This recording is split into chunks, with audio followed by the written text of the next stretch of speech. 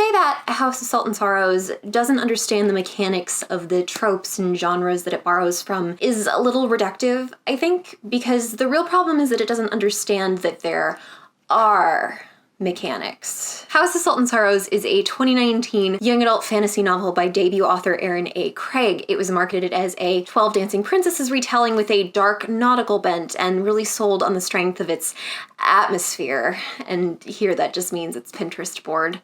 Our basic premise is that Annalee, our protagonist, used to be one of 12 sisters, all daughters of the recently remarried Duke of an island nation in a sort of British-ish, low fantasy-ish setting. But Annalee's sisters keep dying off in suspicious ways, and when one death in particular seems unusual, she takes it upon herself to investigate. Living sisters, with help from their childhood friend and cute boy T.M. Fisher, discover a magical portal to a never-ending series of dances that help the sisters escape their grief and the belief within their community that they're cursed. Meanwhile, Annalee starts having gruesome visions of the ghosts of her dead sisters. A huge amount of the book is given over to description of dresses and shoes and the house, but the actual historical coding here of anything is pretty vague. I would put it as late Victorian-ish, despite the presence of things like backless dresses in the YA fantasy tradition of not giving a fuck about historical fashion. Although the costumes in the book trailer look like this, so there's that. So what exactly is it that House of Salt and Sorrows doesn't understand about its inspirations?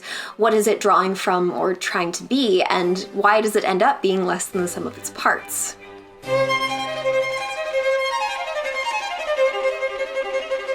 The important thing to know here is that while this was marketed as first and foremost a 12 Dancing Princesses retelling, it wasn't originally conceived that way. The author spoke in many interviews about the fact that this was originally a retelling or reimagining of Edgar Allan Poe's poem Annabel Lee. Actually started out when I started with the kind of the little seed of the idea for this. I originally had intended it to be an Edgar Allan Poe retelling of his Annabel Lee, and I tried maybe 3 or 4 different ways. I never could really figure out how to make Annabel Lee an entire book. And that the 12 Dancing Princesses elements were added mostly as a plot engine. The gist of 12 Dancing Princesses is this: a king has 12 daughters who get locked in their room every night, but every morning their shoes are worn out as if they've gone out dancing. The king announces that any man who can figure out what's going on will get to marry a princess of his choice. While many fail, the hero of the story, with some magical assistance, is able to follow the princesses through a magical portal to these magical balls they've been attending where they dance with cursed princes. He takes some evidence back, explains everything to the king, the 12 Dancing Princesses' nighttime shenanigans are ended, and the hero marries either the youngest or the eldest daughter, depending on the story. The major plot point carried through into A House of Salt and Sorrows is the idea of these magical dances that the sisters secretly attend at night. In the Brothers Grimm version of the story, the dances can be read as a benevolent rebellion against a strict parental figure, with the princesses dancing with the cursed princes in what seems to be an attempt to free them. Meanwhile, the French version by Andrew Lang, based on an earlier version by Marie-Catherine D'Aulnoy, is more sinister, with the princesses having cursed the princes themselves in order to trap them in this magical realm. Even within the relatively minimalist framework of a fairy tale, the dances aren't just escapism. They're the core expressions of both the magic and the mystery within the story. Thematically speaking, symbols of repression and rebellion, or of the abuse of privilege. But in House of Salt and Sorrows, the dances function in story mostly as a harmless hobby for the sisters, and out of story function mostly as a backdrop for other plot threads to play out upon, rather than sources of conflict or tension in and of themselves. Annalee's love interest does take on the role of the hero from the fairy tale, and follows her to the dances in order to find out what's going on, but he and Annalee having that information ultimately has no impact on anything. What else remains, such as there being 12 sisters and the shoes the girls wear getting worn out too quickly, are mostly just nods. Unlike in the original, the dad getting upset about the dancing shoes has no consequences, and there's no other payoff for the motif. It's just a wink at the audience. There's nothing wrong with the story using a fairy tale just as inspiration for a few scenes or for the Easter eggs. Most adaptations or retellings do things like that to some degree. It's fun to be in on the reference, but it's not interesting in and of itself, and it doesn't add anything meaningful to the story in terms of recontextualization or thematic engagement with the original. Retelling fairy tales speaks to a base human desire to engage with our collective canon, to place our stories within a centuries-old and ever-evolving dialogue about the most enduring themes in storytelling. And House of Salt and Sorrows really doesn't bother with that. So if this book does relatively little with its borrowed fairy tale parts, does it do more with its true inspiration, the Annabel Lee poem? Yes. but that's not necessarily a good thing. Annabel Lee is a poem from the point of view of a man talking about a childhood love of his in a kingdom by the sea who was locked away from him and who was supposedly killed by angels who were jealous of their love. The last two stanzas are this.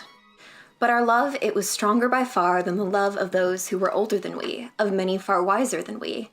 And neither the angels in heaven above nor the demons down under the sea can ever dissever my soul from the soul of the beautiful Annabel Lee. For the moon never beams without bringing me dreams of the beautiful Annabel Lee, and the stars never rise but I feel the bright eyes of the beautiful Annabel Lee.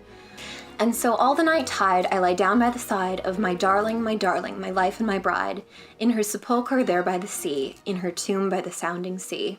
What'd you guys do in that tomb every night with your dead bride? What'd you guys do? Is this poem about necrophilia? So the poem is first and foremost the basis of the book's atmosphere by way of the creepy seaside Victorian manor and the tombs and the dead young women, but the actual story of the poem is about grief and the triumph, albeit through a very grim lens, of young love over death and fate. And there sure is a romance in A House of Salt and Sorrows. So the love interest is Cassius, the son of a local ship captain. He meets Annalee on the docks as she's investigating the murders, and they are instantly drawn to each other.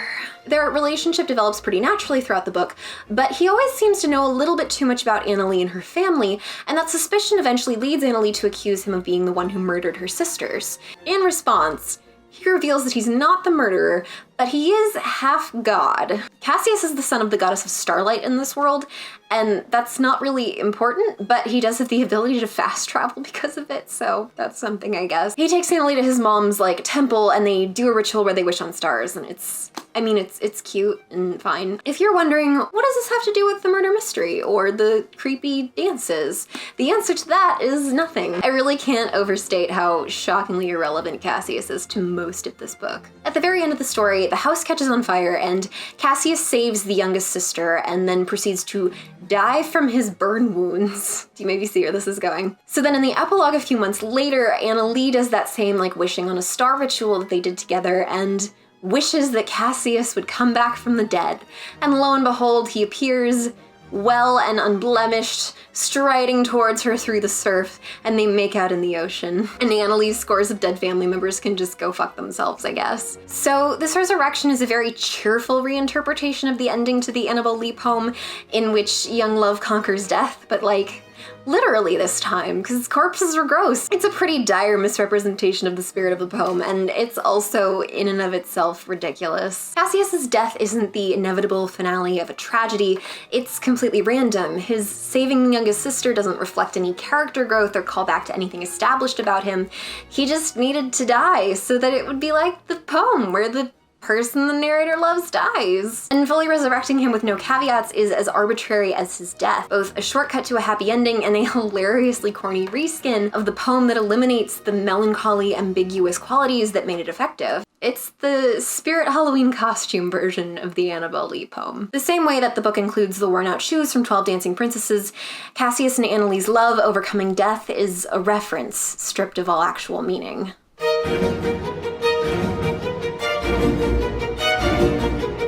So there are many scenes of Annalee encountering her dead sister's ghosts, and a couple of her seeing some other stuff. At one point she hallucinates a squid in her bathtub trying to drown her, and there's an incident with moths in the portrait gallery that aren't really there, and there's this woman who weeps black tears that she keeps seeing, and other than the murder mystery, the big question driving the story is what's up with all the spooky stuff? When Cassius follows Annalee to one of the magical balls, what they find out is that the sisters haven't been going anywhere at all. They get dressed up and dance alone in their rooms, vividly hallucinating a dance. Before they can do anything with that information, they encounter the weeping woman figure that Annalee has been seeing. She reveals that her name is Cosamaris and that she is the demigoddess of dreams and madness who has apparently been messing with the sisters. None of the ghosts or magical balls or squids have been real. They've all been visions or hallucinations that this goddess has been causing them to have. The childhood friend character and cute boy T.M. Fisher has also been dead this whole time, and Cosamaris has effectively been impersonating him in order to manipulate the sisters more directly. They ask Cosamaris why she's doing this, and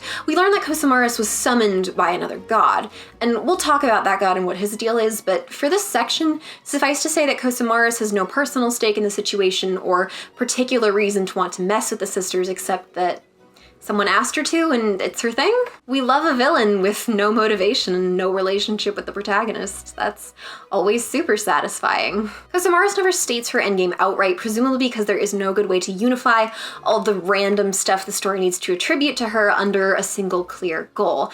It's some ambiguous combination of tormenting the sisters, killing them or making them kill themselves, and making them go mad. If you're wondering if this story actually engages with mental illness, no, it doesn't. The only thing she does that affects all of the sisters is these magical dances, and with one exception, which we'll talk about, the dances don't do any of those things. They actually bolster the sisters emotionally. They give them something to look forward to and a reprieve from their grief. And this never seems to be building to a dark twist, as if the dances being fun at first was only to draw them in. This is true the entire time they go on for everyone but Annalee. And when Annalee's experience goes south, it is only her experience. At one point, Annalee sees this table of food and refreshments turn into bloody, rotted seafood, evoking this trope of the lavish but suspicious magical setting turning out to be a glamour pasted over a dark, horrifying truth. Here, that's just not what's happening. Because the girls actually go nowhere and the experience is only within their own minds, the fun and harmless visions that the other girls are having are exactly as real as the gross vision Annalee is having. And that undermines the impact of that trope and the horror of the dances in general. Annalee isn't suddenly seeing through an illusion to the terrible truth of what something really is.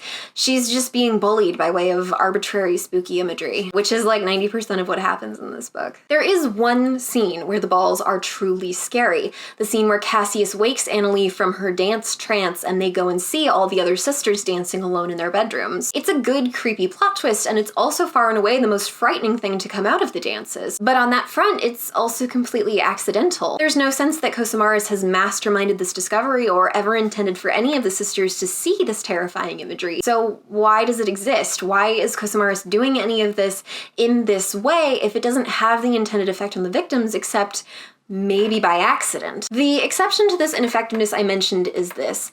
At about 2/3 of the way through, there are 2 final deaths among the sisters. 2 of the 3 triplets are found seemingly frozen to death in the snow in the woods outside the house.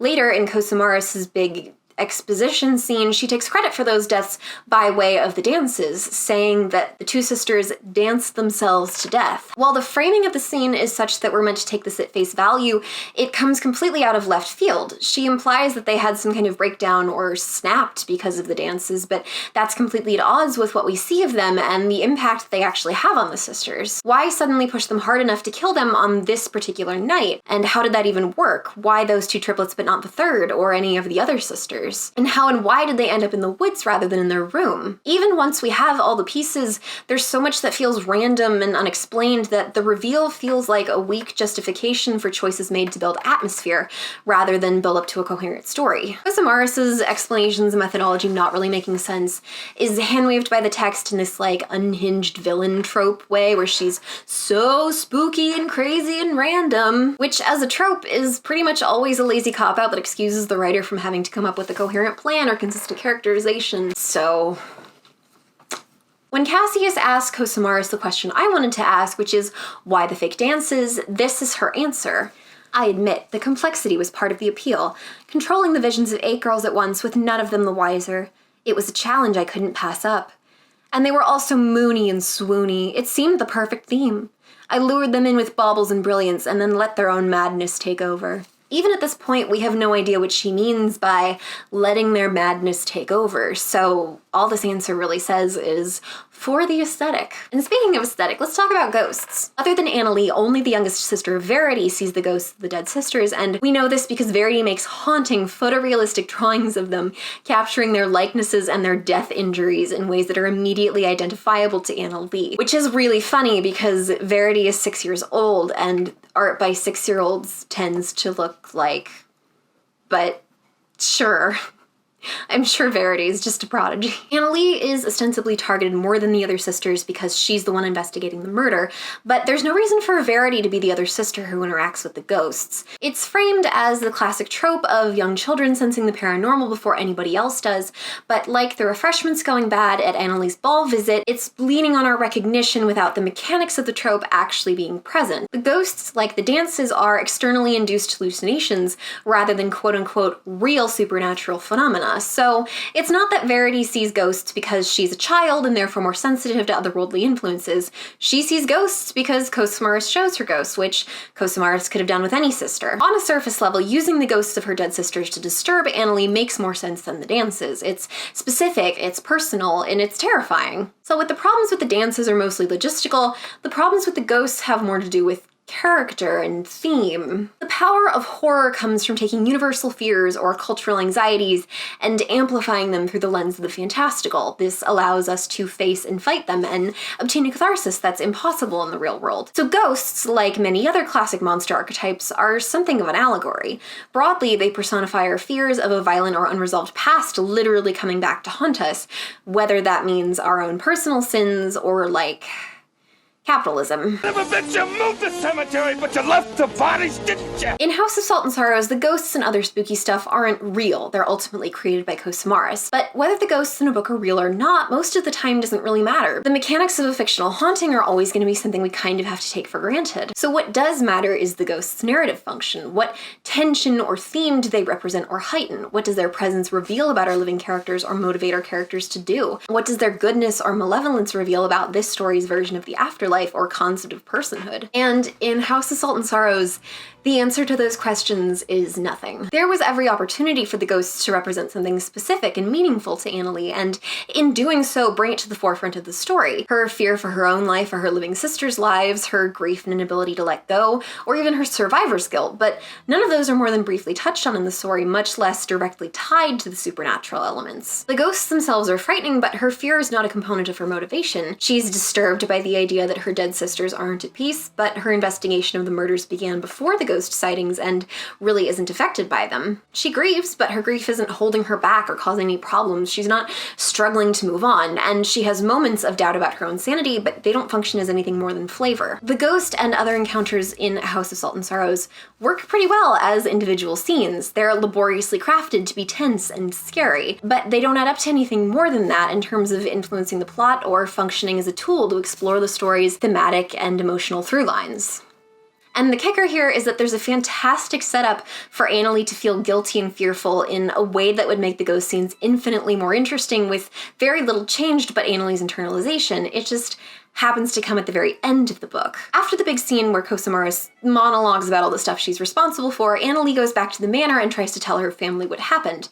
But Kosumaris' final method of messing with Annalie is to alter the memories of her family so that her version of events no longer matches theirs. It makes her doubt her own sanity, it alienates her from her support system, and it makes her seem so suspicious that they accuse her of being the murderer, and she can't prove them wrong. It's kind of brilliant. It's the thing that makes the most sense for a goddess of madness trying to unseat someone's sense of sanity to do, and it's the first point at which we, the readers, also start to doubt Annalie's version of events. And then the whole thing just gets thrown out. Everyone's like, well, Annalie is crazy now, but we need her help, so we're gonna forget this conversation happened. And all of the questions and conflict and tension that gets introduced in that scene just gets thrown out the window. But what if we'd gotten an extended version of that scene seeded throughout the book? What if the cracks between Annalie's perspective and her family's had diverged before Annalie found out that a goddess of madness was fucking with her, and therefore knew what was up? Annalie's investigation and fraught relationship with her sisters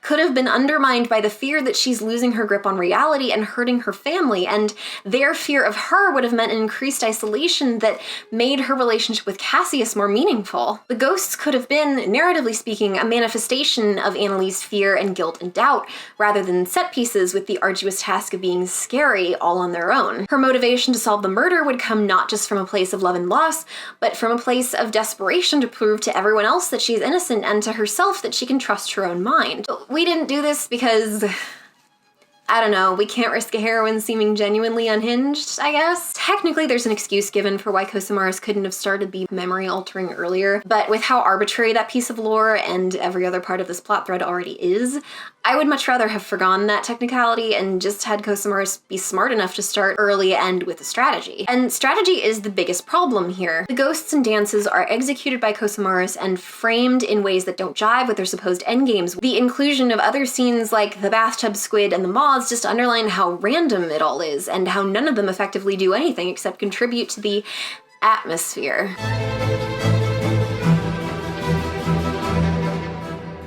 Here's a quick list of the red herrings in this book. The clockmaker did it, Cassius did it, the butler did it, the uncle did it, Annalee herself did it. But it was actually the stepmom in the bedroom with the weaponized devil threesome. See, I want to like this book because that's a bonkers sentence that I love, but it's not nearly as cool as that sounds. So when Cassius and Annalee have their confrontation with Cosmaris, they learn that she was unleashed on the sisters by a trickster god named Viscardi. Apparently he asked Cosmaris to torment the sisters to help him collect payment for a bargain he made, meaning that someone the sisters know made a bargain with Viscardi and in exchange traded away the sisters' lives? Okay, if that sounds like it makes no sense, that's because it doesn't, but we gotta get through the plot recap part. Also, my brain keeps correcting Viscardi to Bacardi, so that's what we're gonna call him. The only thing we don't learn from Cosmaris' monologuing is who made the bargain with Bacardi and why, so that's the main unresolved mystery heading into the climax. Annalee returns to her family and tries to explain what she's found out,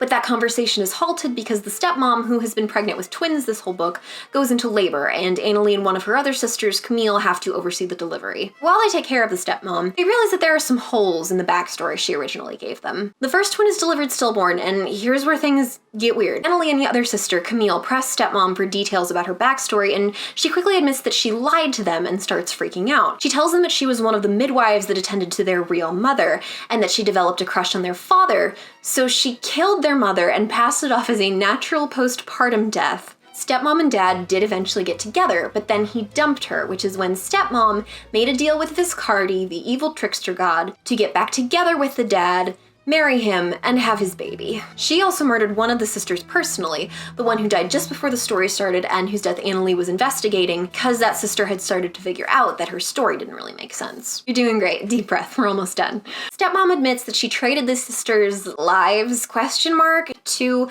Bacardi as payment, and then to seal the deal had a threesome with Bacardi and the dad. The first twin, the one that was born stillborn, was the dad's child, and normal and human. The second baby is Bacardi's baby, and therefore a demon. As she gives birth to the second monstrous baby, Bacardi himself shows up to take it, and the stepmom is mad because two of the sisters died, even though that was the deal they made. But then he eats her? Kills her? Unclear. She gets obliterated, though. At some point during all this, lightning struck the house and it caused a fire, so Annalee and Camille book it out of there. This is where Cassius saves the youngest sister from the house and proceeds to die of his wounds / smoke inhalation, maybe. The dad also dies in the fire, leaving Camille to inherit the estate, which is super convenient because then we don't have to explain to him how his wife and child died. And that is the end of A House of Salt and Sorrows, until the stupid epilogue where they resurrect Cassius, which I've already complained about. So let's unpack this because the book doesn't. The question of what is killing off the sisters and why that provides the starting framework for the story turns out not to be super relevant, or not at least to have a single clear answer. Cosmaris kills two of the sisters, but that's not until late in the book, and the stepmom killed one, but the original string of deaths that set the stage for the idea of the sisters being cursed were mostly really and truly accidents. Although this isn't actually addressed on the page, as if maybe we're not supposed to think too hard about that. It's disappointing to have a mystery explained and realize that a detail that seemed obviously meaningful was just a convenient coincidence, but that's just one manifestation of the problem here. One of the most essential building blocks of narrative is the idea of setup and payoff. The setup tells the audience something about the world or characters or series of events, and the payoff is where that comprehension is rewarded with excitement or humor or catharsis. The most common understanding of this is the rule of Chekhov's gun. If there is a gun on the wall in the first act, it must go off in the third.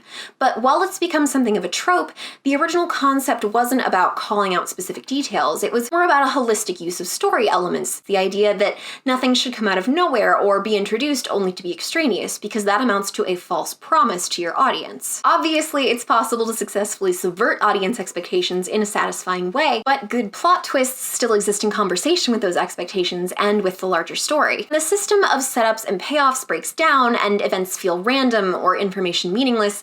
It starts to erode an audience's trust in the good faith and coherency of the story. And this is especially relevant for things like crime stories and thrillers. The audience will naturally speculate on the central mystery, and so there's an implicit understanding that the narrative elements they're presented with are or will become relevant to it in some way. Taken to its logical conclusion, this idea becomes the fair play mystery, or one in which the audience is given all the same clues the investigating character is, and is therefore theoretically able to solve the case alongside or even before them. Most of the time, the reader won't quite figure it out themselves, but will be able to follow along with and appreciate the eventual explanation. Of course, not all mysteries are fair, although contemporary thrillers and detective stories have by and large absorbed the spirit of these rules. But whether the mystery is fair or not, the setup in these kinds of stories is being given a piece of information, and the payoff is the satisfaction of finding out how it matters to the central puzzle. House of Salt and Sorrows is able to skate through most of its page count on build-up, but when we get to the final series of reveals, it becomes clear how desperately bad it is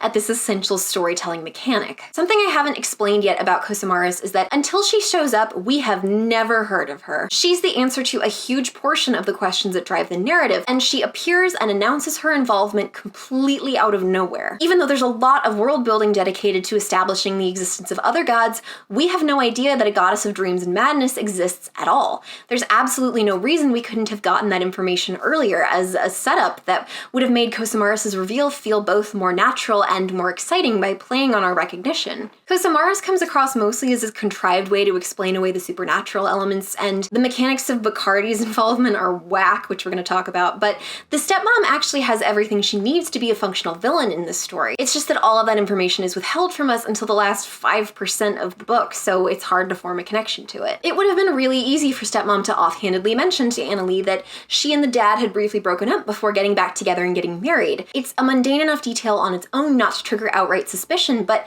then something that would become a satisfying payoff when we find out that there's more to it. Likewise, having her demonstrate that she knows something minor about the house or about their mother from 6 years ago when she was a midwife is a really simple way to foreshadow that reveal in a way that makes it less of a confusing whiplash. But rest assured, not everything is payoff without setup. There are also setups without payoff. We eventually learn that stepmom asks Bacardi for a son specifically because she thinks he'll inherit the estate over the Tomas daughters. About a third of the way through the book, someone explains to her that that's not the case. The island isn't patriarchal in that way. And that means that a huge part of her bargain is based on a misunderstanding, and you would sort of expect that to have some impact for her, whether that means starting to have reservations about the whole deal, or doubling down and murdering more sisters so that her son can inherit everything anyway. But it never comes up again. Bacardi's involvement is set up the best of the three. We know that he's an evil trickster god, that he makes bargains with mortals, and that's essential knowledge for us to have before he shows up. But the hinge between his deal with the stepmom and the quote-unquote murders that drive the story makes no sense. The framing of his deals leans heavily into the trope of the Faustian bargain, conflated a little bit with the fairy tale concept of be careful what you wish for. Both of those tropes involve the mortal bargainer being punished for their foolishness or greed. And the stepmom is punished, arguably twice over. Bacardi pulls the wish-phrasing loophole about the fact that her human son was born dead, and she also gives birth to Bacardi's demon son, which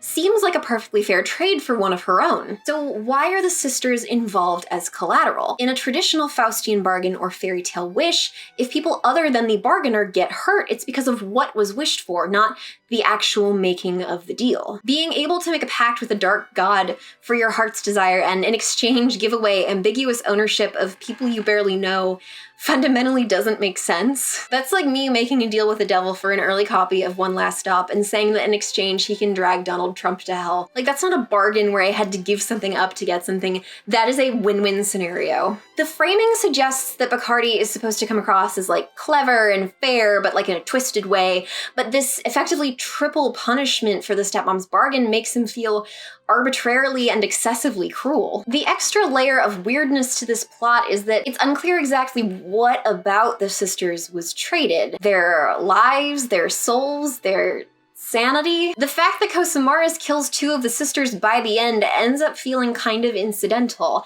It's never made clear if Bacardi eventually intended to kill the rest of them, or if not, what he got out of it. And you can get away with that kind of ambiguity in some places, but not when it's the most important logistical piece of the central mystery. It makes the whole thing seem lazily constructed and afraid to commit to something, and it disregards the expectation established by use of certain genre conventions that eventually, even if there was weird magic and god shit involved, this was all going to lead to a conclusion that we could reasonably follow. The cumulative effect of all this is that there's a sense of being cheated out of something that gets at the core of why setup and payoff is so essential. It's literally in the name of a fair play mystery that it isn't fair to withhold essential information from the audience and then reveal it as if they could have figured it out. And it definitely isn't fair for that information to also make no sense but for the book to pretend that it does. The audience feels penalized for something we had no control over, and it gives the impression that the book doesn't trust its readers or itself. House of Salt and Sorrows is not the worst YA offender in this category, by the way. But I don't necessarily see this as a mistake or as poor craft, although it is. So much as an indication that the murder mystery element wasn't what the book or the people making the book really cared about. Having the mystery be fair or make sense just wasn't a priority. And that's consistent with how the author talked about the book in interviews. Not as a mystery or retelling, at least not first and foremost, but as a horror or fantasy, specifically a Gothic one.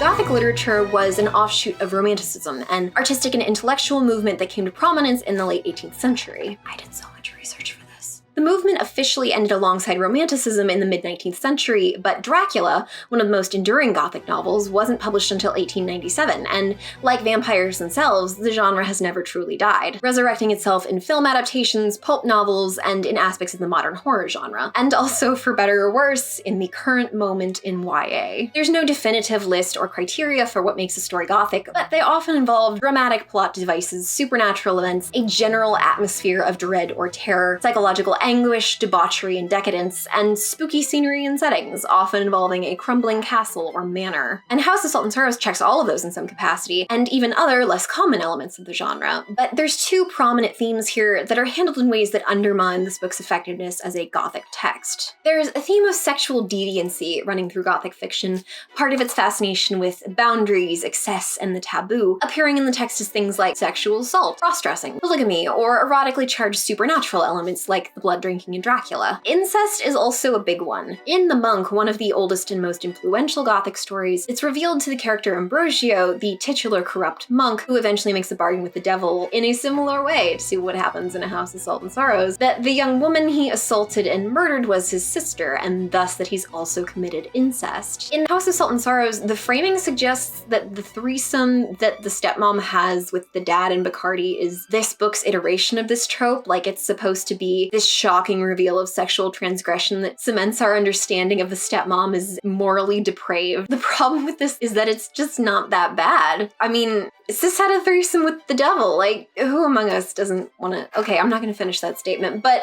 like, good for her, right? Consent is being respected. Nobody's getting hurt here. And yes, of course, those themes were going to get toned down for a young adult novel, but there are ways to present those ideas creatively and sensitively that don't go so far as to suggest that a married couple playing with a third is a sign of complete moral decay. It makes the book feel very tame and pearl clutchy right when it's trying to disgust you the most, and it's very funny. Speaking of sexual deviancy, there's a fair amount of queer subtext to be found in Gothic tradition. Many of the best-known authors of Gothic fiction are today considered to have been some kind of queer, most unambiguously Lord Byron and Oscar Wilde, and that sensibility, or sometimes the fear of that sensibility, does manifest in some of the transgressive treatments of sex, romance, and gender in the genre. While House of Salt and Sorrows certainly had no obligation to engage with that aspect of its source material, it does make it all the more noticeable how intensely heterosexual this book is. A lot of page time is spent talking about dancing with boys and how cute men are and finding husbands, but the thing that stuck out to me was Fisher. You'll remember the childhood friend and cute boy TM. We learned that Annalee used to have a crush on Fisher when they were childhood friends, and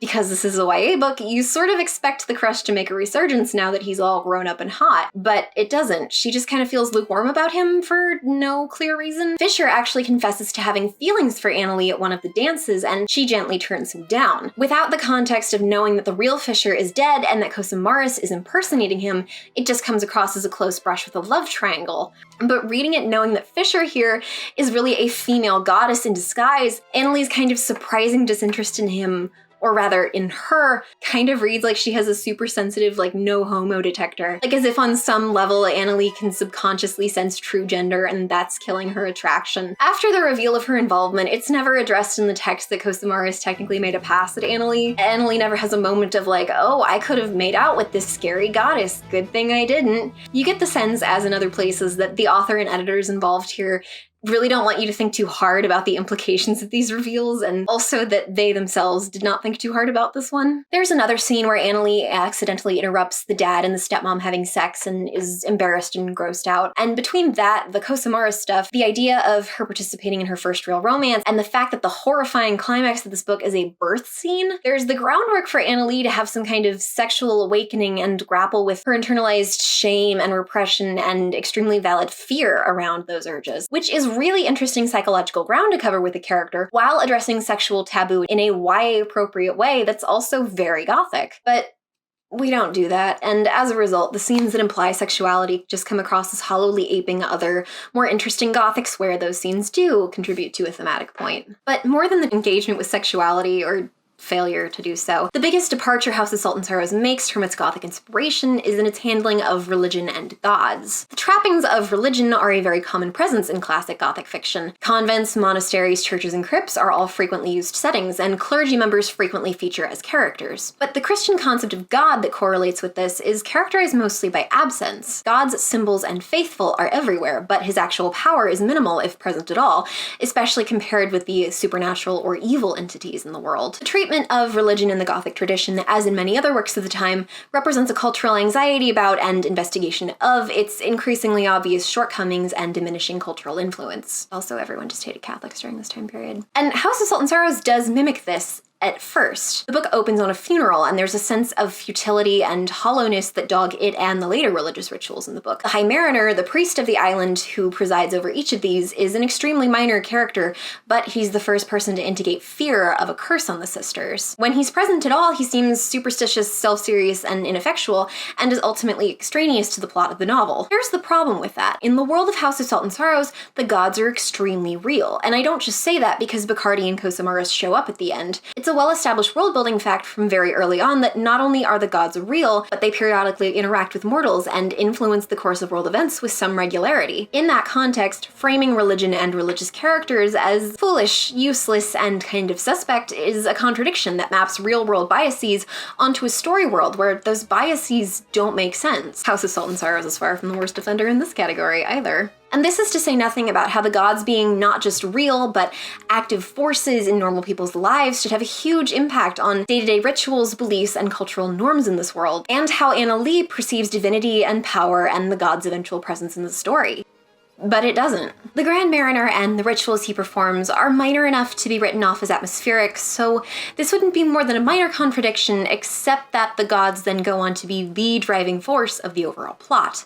So, like with many of its other tropes and inspirations, House of Salt and Sorrows briefly borrows the texture of an empty old-world religion and its absent god, and then fails to support that concept mechanically because, just kidding, the gods are real and religion is super important. Traditional Gothics flirt with fantasy elements, but for the most part, they're grounded in a realistic world, with the only magic being spooky phenomena and the odd interference by a demon. And for 3/4 of the story, House of Salt and Sorrows is completely aligned with this. But then it turns around and reveals that everything supernatural about the story, and in fact, the entire story comes from the grand machinations of these magical high fantasy style gods. It's not just contrary to the Gothic tone the book is otherwise aping, it's world-building whiplash, a lazy, almost deus ex machina use of fantasy elements to explain and resolve the plot without consideration for the impact those elements should have holistically on the larger world and on our characters. To be clear, I am not at all against Gothic high fantasies. I am extremely into high fantasies with Gothic elements, and into books that mash up genres and riff on their influences. You can absolutely do a story with a Gothic tone or inspiration that has a classic high fantasy pantheon, but House of Salt and Sorrows tries to have it both ways, and it makes an already jarring ending into one that feels like a bait and switch. Also, the pantheon is dumb, but it could be worse, I guess. I mean, at least they don't use just literally the Catholic Church. Can you imagine trying to unpack that in a YA story?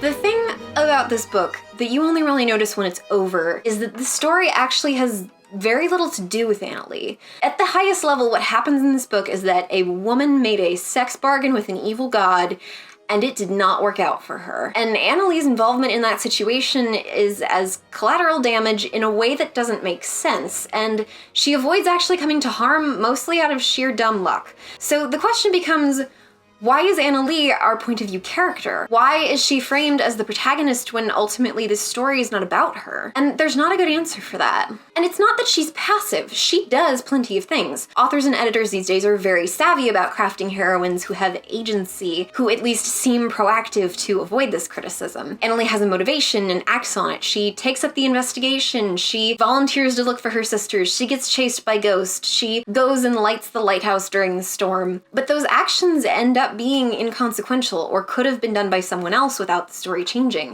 The only truly unique thing that Anna Lee's perspective provides is the romance with Cassius, and outside of the Annabelle Lee elements, it adds very little to the story. All of the tension it provides comes from the fact that he could potentially be the murderer, and once he reveals he isn't, the only thing his involvement contributes is exposition that ultimately has no effect on the story or on Anna Lee's choices. And it's a totally valid artistic choice to write a story where the point of view character is an observer or thwarted by circumstance or fate, trapped in a story they have no control over, or a story where the protagonist doesn't grow or learn anything. And these do appear in some of House of Salt and Sorrow's inspirations, specifically the Gothic and horror genres and some tragedies, including, arguably, Annabelle Lee as a poem. But in those examples, the powerlessness or stagnancy is the point, an intentional dramatic device. And Anna Lee's lack of impact on the greater narrative in House of Salt and Sorrows is not. In fact, the book tries really hard to make it seem like she's an active, engaged heroine whose choices matter. So it's cognitively dissonant and disappointing to realize in the end that actually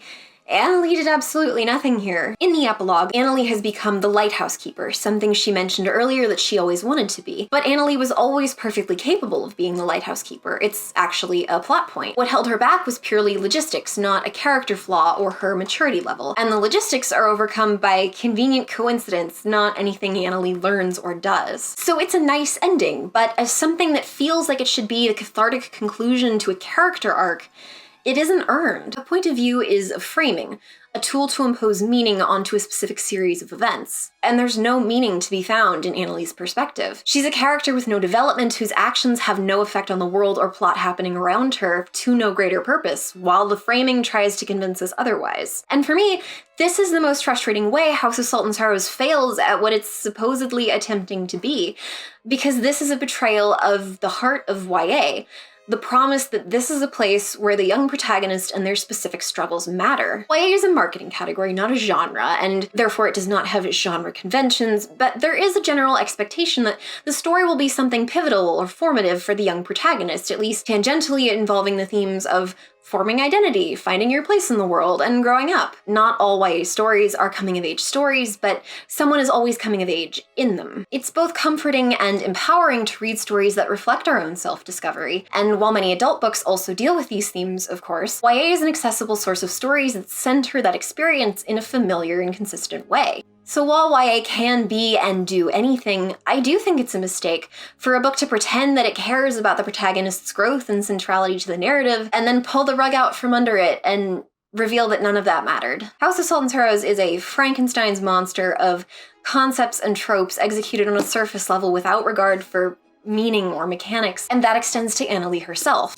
She should be the beating heart of this story, and instead she's a composite of generic heroine traits, functioning as a sentient camera for the viewer to experience an assortment of spooky and romantic scenes that were crafted more for atmosphere than to add up to a story. Like the ghosts and magical dances, her agency and emotional dynamism is an illusion that ultimately means nothing. I could forgive anything else in this book not making sense or contradicting itself if it had a soul, some theme or arc or moment of catharsis that it was building to, a core reason for its existence, even if that reason was as simple as a fun murder mystery or a satisfying romance. But it doesn't.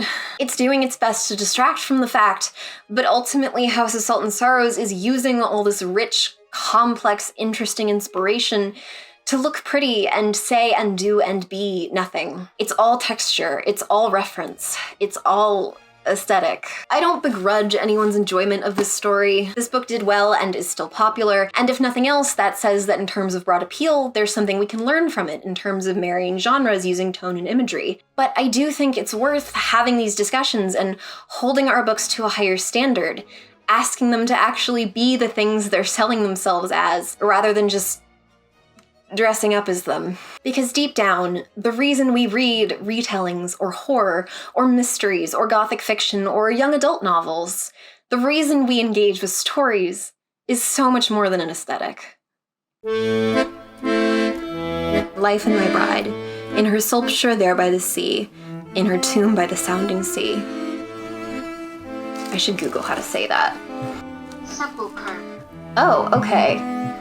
So how it looks, actually.